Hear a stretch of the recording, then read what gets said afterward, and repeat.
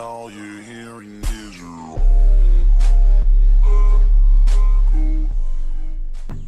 Hello everyone, welcome back to another episode of Project Explorer, my weekly build mod series, update video series, whatever you want to call it.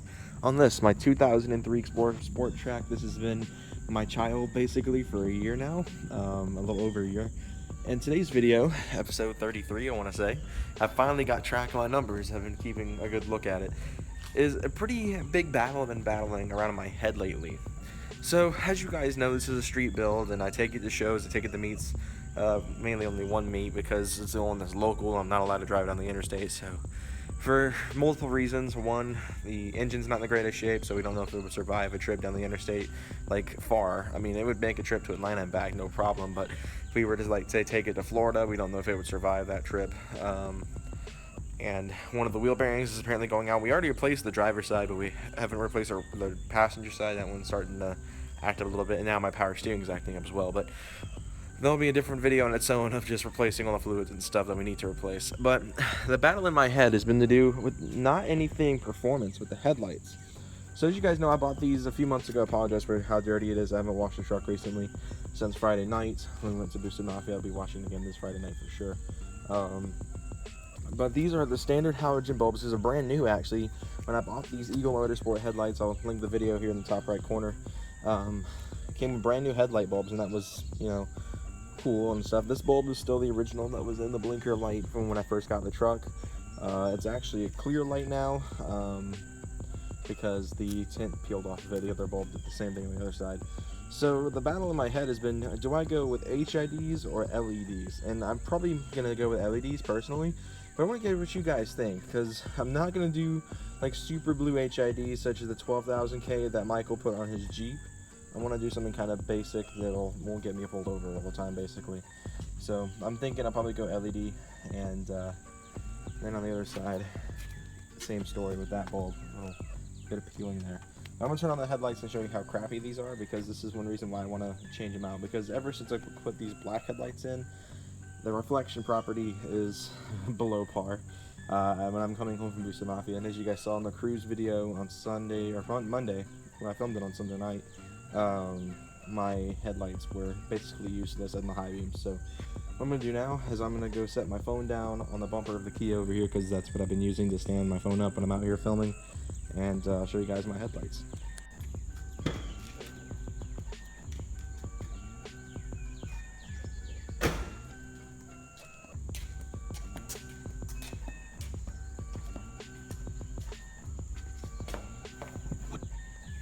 So as you guys can see, it's not the greatest lighting for this because it's not dark out, but the headlights kind of suck, and plus they're dirty as mess and I need to really clean them. But as you guys can see, the reflection isn't very great. You can only really see true reflection when you get really close to it, and I'll turn on the high beams here in a moment and I'll show you guys that. But as you can see, my blinkers are actually clear as well.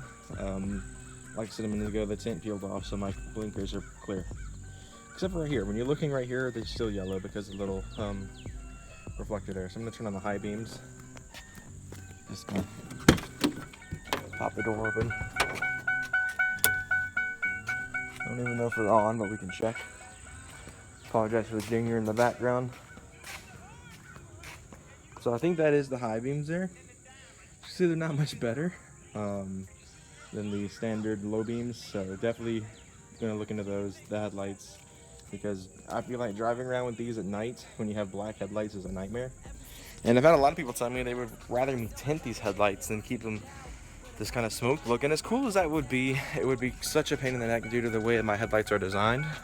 Turn that off so it'll stop dinging at me. It'll just cost too much to get it done. Well, it's not cost very much. It's just a lot of hard work, because it'd be a lot of trimming and stuff. Because my headlights, I mean, it's a basic shape, but they're not one continuous light. As you guys can kind of see right here, it splits up. These are two separate housings. And Michael's car, a lot of you guys didn't see. I don't know, he never did a video on it, but he tinted his headlights recently in his car, the Taurus. And since his headlights are one continuous shape, it was easy for him. But this would be a lot of cutting and trimming and tucking, because these are two separate housings.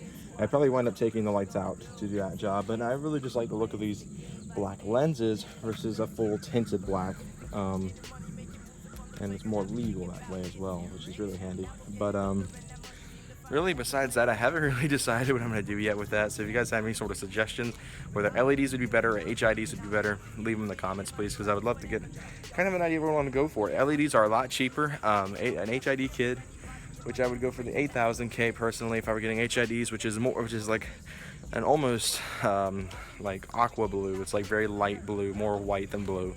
So it's still blue-ish, but it won't get me pulled over blue. And the LEDs are pure white.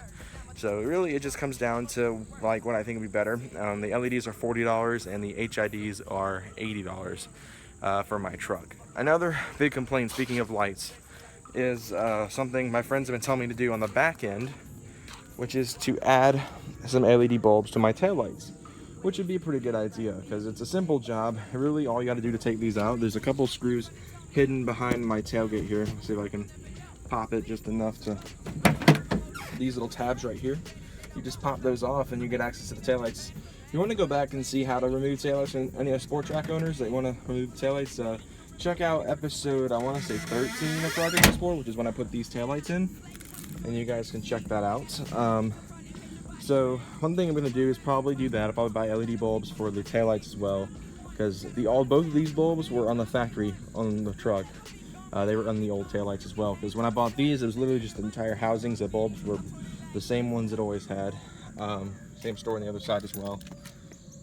You know, really though, I don't know what else to do with this thing, because like I said in the previous video, I need ideas really, because I've run out of mods I really want to do that are relatively inexpensive. I mean, this truck, there's a lot of mods for this truck, believe it or not. I mean, I used to think that when I first got this thing, the main thing that held me back from wanting to appreciate this truck more when I first got it versus how I do now was tunability. I was afraid that there wouldn't be anything available for this thing, and you know, I was clearly wrong. I mean, I've got a full axle back exhaust, taillights, you know, badge at work, and you know, I'm getting ready to lower the dang thing. I've got freaking 20-inch rims on this thing now. It's a lot better than I thought it would be tuning wise.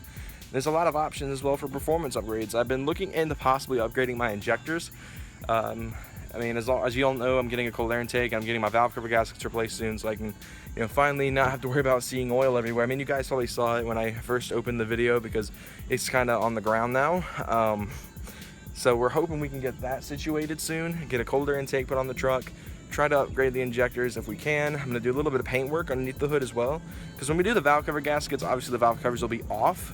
So what I'm probably going to do is I'm probably going to spray paint them a little bit, paint them blue so they can look really nice. I'm going to go for a light Ford blue. I'm getting inspiration from the engine of the Ford GT, the original, with the 5.4 liter, the one I like to call the real GT because it's the only one that has a V8. I love Ford, but I cannot support the decision of the V6 and the new one. Besides that, really, I've got a little bit more stuff planned. Aesthetically wise, I think it's about done once it gets lowered. I'm gonna have to do some camber correction because when you turn the torsion keys down on a truck, it causes negative camber. So as I know a lot of you stance guys, but yes, keep it. But I'm just like, it won't do it on the back because the back wheels will be, you know, just normal. Because what's going on with the back wheels basically is you take apart the leaf spring setup, you take the U-bolts off, you put the block in, which is basically like a spacer for your suspension. You line everything back up, you hook the U-bolts in, and you're done. It doesn't adjust the camber at all. But when you turn the torsion bars down, what you're doing is kind of forcing the spring, like, I don't know what you call them. I don't know if they're like considered springs or not in the front, but it forces them to, you know, collapse, which is why lower trucks on torsion bars usually ride like garbage. But unless I want to spend almost $1,000 on lowering springs for this truck and have to do even more work, because it would take a lot longer for me to convert this to coils than it would to keep it on leaf springs.